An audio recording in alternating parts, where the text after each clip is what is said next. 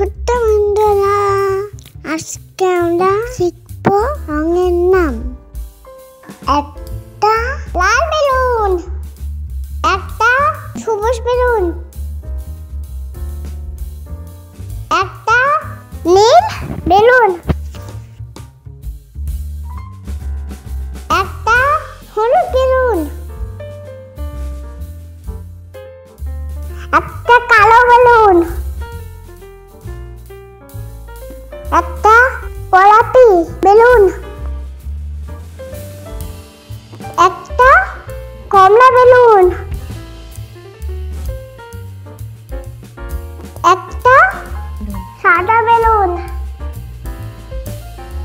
একটা বেগুনি বেলুন, একটা খয়েরি বেলুন, একটা আকাশি বেলুন। বাই বাই বন্ধুরা।